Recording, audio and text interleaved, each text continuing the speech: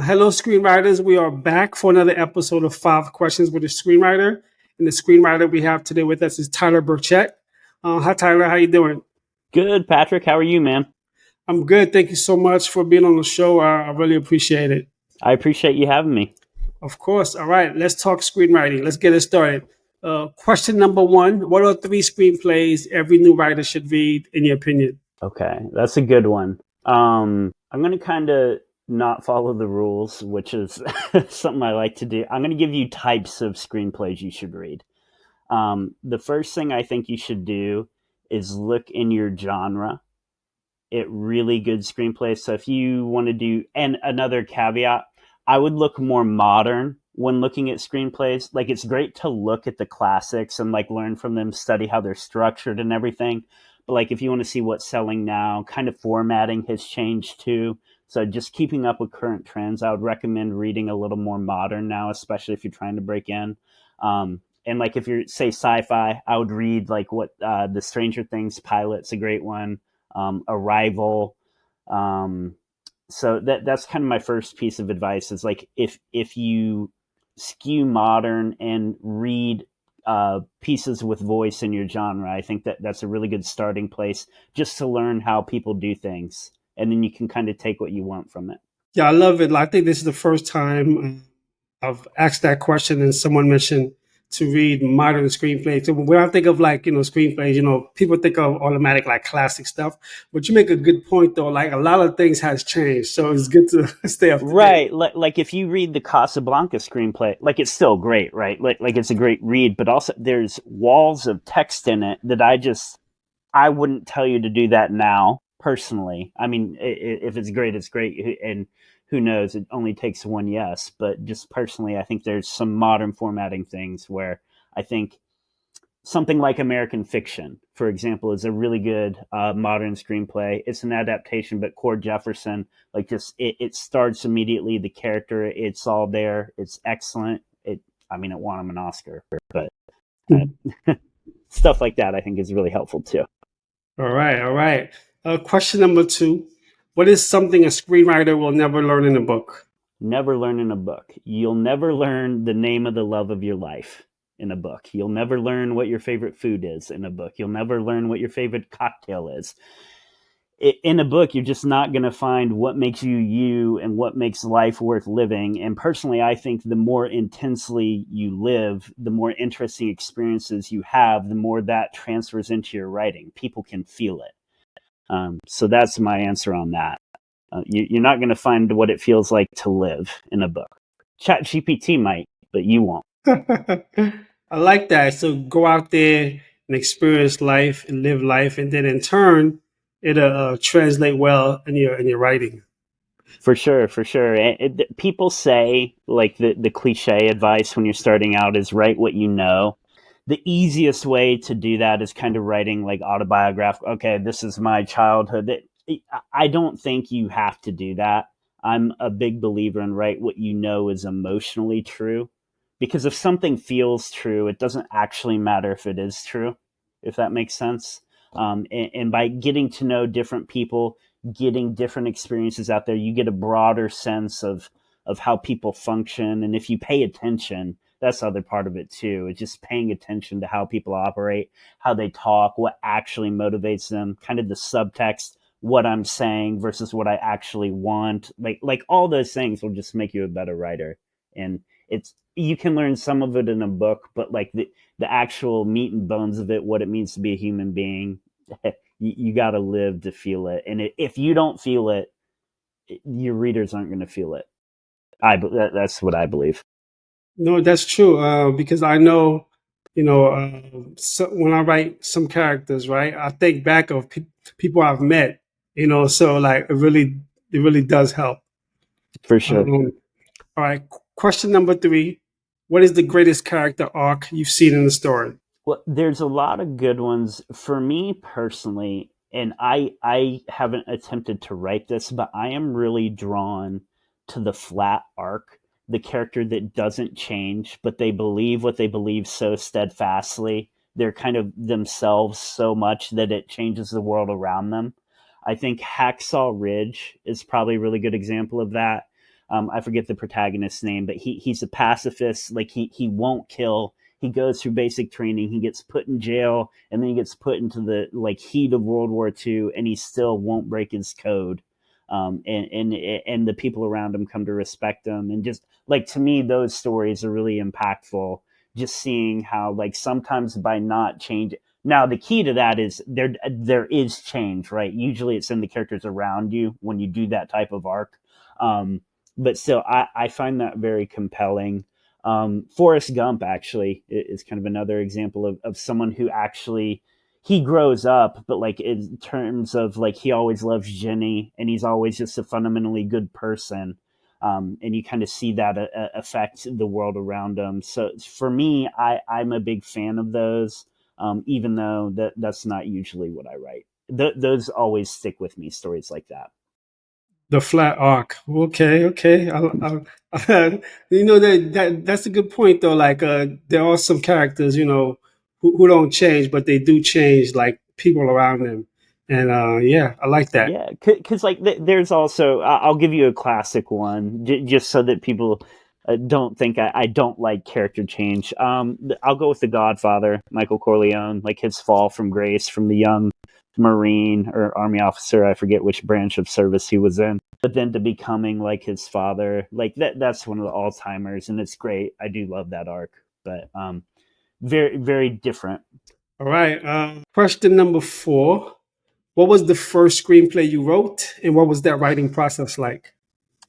Oh, gosh. I actually remember my first story better than my first screenplay. I was in sixth grade and I was a big fan of Robert Jordan growing up, the Wheel of Time books. So I wound up writing, I thought it was my own fantasy novel, but I was basically recreating the Eye of the World beat for beat, like just kind of paraphrasing it. And I thought it was so clever and different. But I think it's funny because like when you first start writing, you kind of mimic what you know, but you don't realize you're doing it. So you're almost copying without copying, if that makes sense. That for me was a funny one to reflect on, just because you internalize the beats of the story and the hero's journey, maybe without understanding it. And I think for me, getting older, studying the craft more, understanding structure more, there's a reason these beats happen over and over. And it's just kind of, for me, it's been about learning what do I want to do with the structure? How do I want to use that to marry it to the characters and the themes so that what I'm working on feels natural. It feels like the fresh stories that we all understand on like a physiological level, like beginning, middle, end. Like you feel it as you're progressing through the story, but it also feels fresh and unique and different, and all the things, the alchemy of it that makes it feel like magic. First, you say you were 6 years old? Sixth grade, sorry, Oh, sixth grade. oh, No, no, six no, years. sixth grade. So I think you're like 10 or 11 in sixth grade. But to answer your question directly, my first script that I actually wrote was my freshman year of college. And it was a spring elective. It was like a screenwriting class, and I actually wrote it with a friend. Um, and it's actually not terrible for a first one. It's not good, but as far as first ones go, it's not terrible. And from that, I actually think the thing I learned the most was from writing it with a friend, just about how writing with someone is very different from writing alone, and kind of learning how to be collaborative while still knowing what's important to you, what like what can you compromise on versus what no, this is really important. I really, this is a hill I would die on. Like kind of learning that, I think was a really good experience early on. And then, did you guys already know how to like format, or because of the class and things like that? Because of the class, we it would have been terrible. Like I'm still, it's still not great formatting, but we were at least we had the right font and everything. We were in the ballpark. And then how'd you guys come up with the story and everything like that? So the story was a guy having a midlife crisis who decides to take a cross country road trip to see the ocean for the first time. he's never seen the ocean. So that's kind of like what the story is about. And he winds up going on some misadventures along the way, skydiving. Like it's very cliche, but it was I don't know. I think we were 18 when we wrote it, but it was fun, and just coming up with the idea was basically kind of us riffing off of stories that we liked, and then stories that resonated with us, and then from there you kind of move into what kind of stories you'd like to tell. I think for me, as I've gotten older and had a little bit more life experience, one thing that has changed for me is it's not, oh, this would be a fun story to tell. It's there's certain ones where it's like, I'm gonna write this damn thing and or die trying, and I have to get it out of me more. Like it's not an option if I write it or not. And then what happens with it's outside of your control. But I'd say like learning the difference between, oh, this would be fun to write, and you can make great stuff that way. But for me, like really being able to be a bit more diligent in the ideas that because it's a huge dedicate, like writing a screenplay is a huge commitment. Yeah. It's almost like a relationship in a way.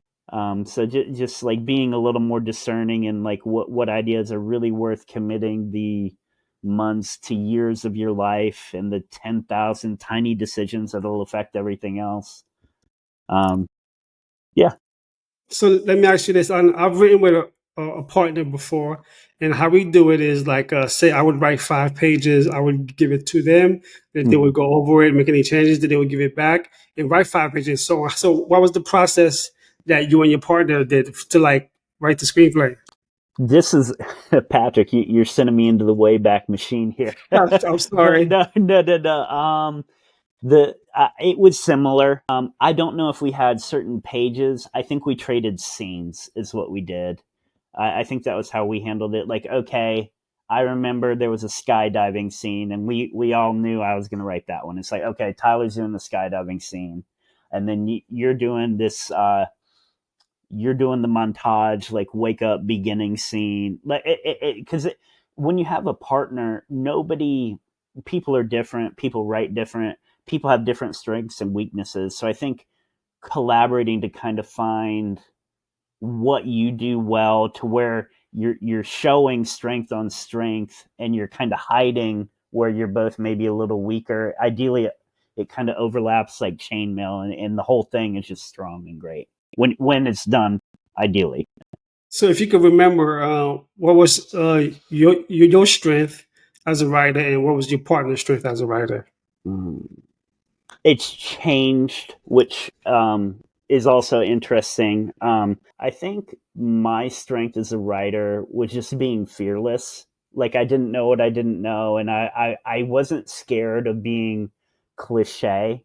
Like if it felt true, like I've never been scared of feelings or like saying the thing or doing the thing, which sounds vague, but on the page, like I think sometimes you can shy away from certain things, like, oh, like, man, maybe I don't want to write a car chase for the action movie I'm working on because car chases are so cliche. Like I don't like, okay, if I felt at the time because I didn't know anything, it's like, no, like we need this here, we're gonna do it here, and it's gonna be a great version of this thing. So I just think for me that fearlessness was something I brought, whereas he was quite good with like character, like the little details that like make a person, like just from like paying attention to people, and then kind of rhythmic, because there's the way people talk in real life, and then there's the way people talk in scripts, and it's sometimes they're very similar, but sometimes they're very stylized. I love Aaron Sorkin, but I've never heard anyone talk the way they talk in his scripts. So, or Tarantino, for example. Like I love those scripts; they're great movies, but it's just interesting how like you can have a natural ear and wind up with something a lot more grounded versus something that's stylistically awesome and it's entertaining as hell. I want to listen to it, but it's just fascinating to me the differences, and both could be considered great dialogue, just in different ways. Sorry, I went off on a bit of a tangent there, but the short answer is he was good at character. Now, how so you're fearless back then. So are you still fearless now? And do you have like additional strengths? I hope I have additional strengths. I will say one thing is I understand people a lot better than I did at 18. Um, Specifically, the things people want and don't say, which at some level, what people don't say is kind of the now you're really digging into the heart of character and screenwriting. At least in my opinion, because if everyone walked around being super aware of what they wanted all the time and vocalizing it to others in their lives, we would have a lot less conflict in real life. Um, and also on the page, it doesn't ring true. So I think just getting a deeper understanding of people, then more life experiences, knowing what it's like to be in love, be in a long term relationship, have your heart broken, like the living, man. Like you live a little more, you have more experiences, you meet more people, and you kind of lose maybe some preconceived notions that you had about certain types of stories. So I think just for me, it's been kind of the maturing process of having more experiences and then learning the craft. Like if you put in the time with the craft, it everyone has like their base talent level, right? But like one of the cool things about screenwriting to me is that it's not like we're trying out for the NFL. Like my knees are terrible. That's fine. Like it doesn't matter how old you are in a sense, as long as you can still write. Like if you're alive, you can still sell a script. You can keep getting better. You can always keep getting better. There's no, oh man, he's 40. Like the NFL doesn't want you. Like there's none of that type of pressure. So it's just really rewarding in a way to be able to kind of keep pecking away and trying to stay optimistic. Like, okay, I'm going to keep getting better and I'm not going to quit. And one day we're going to get to the finish line. So for me, that's the things. It's just like working on crafts, which for me has definitely gotten better, and then just having more life experiences. I like that line. Like if you're still alive, you can sell a script. I like that. Yeah, that's another way of saying do not quit, do not give up, people. No, Um, no, no. That exactly. oh, all right. We have arrived at the final question. So here we go. You get to plan and go on a non-romantic date slash hang out with your current main character. What does Okay. that date look like? Well, my current main character is a high school science teacher, and I used to do some teaching. Actually, taught English abroad. So I think it would be cool if we did like some sort of field trip together. I could see that being a good time. He's a science teacher, so maybe taking like the high schoolers to like a science museum or something. I think that would be a cool day, and it would make my main character happy because he's a teacher at heart, and he just wants his kids to be interested in the world and to see them succeed. So I think that would be a cool hangout for us, and probably go get a drink after or something. But yeah, so that would be yeah. so what does your main character drink? Beer. Yeah, okay. He's an IPA guy, even though he IPA kind of guy. hates it. He hates that he's an IPA guy, but he's an IPA guy. All right, I love it. All right, this has been 5 questions with screenwriter Tyler Burchett. Tyler, thank you so much. I do want to ask, what's a recent film or TV show that you've watched that you would recommend to our viewers? Recent film. So I actually just saw 28 years later. The zombie. I guess it's the third in the series. Danny Boyle directed it. Alex Garland wrote it. I really came away fascinated. I thought it was quite good. It wasn't what I expected, which I liked. So I think it's one that's worth people's time. 28 years later. What's your thoughts? I mean, without giving anything away, what's your thoughts of the ending? I know there's a lot of like, uh, I guess, uh, about the ending. You know, like some people Yeah, yeah, yeah. like it, some don't. I'll put it this way: I don't think you'll see it coming. It makes me intrigued because I guess, and I didn't realize this when I watched it, but I guess they have planned a new trilogy around this one, and this is supposed to be the first of three. And Oh, they've okay. actually already finished filming the second one. So I didn't know that when I saw it, but it made me intrigued to see where they go with it next. Um, I wouldn't say I loved the ending. That wasn't why I liked the film overall, but Hmm. it'll get your attention. Have you seen all three of them? I actually I went in blind. I hadn't seen any of them, and then after I Okay. watched it, I went back and watched the first two. So that was kind of fascinating because I almost think it works better as a standalone thing. To be honest with you, like I'm not sure. Like yes, it's in the same universe, but like as far as like characters and threads, at least in this movie, it didn't feel like that much of a sequel to me. Got it. Got it. Okay. Okay. Yeah, and that concludes our discussion. Is there anything else that you want to share with our viewers before we let you go? Don't quit and keep writing. The world needs your stories. Like just don't quit. Brainstorm, break it down, make a dream, create a scene with Stratwood. Stratwood.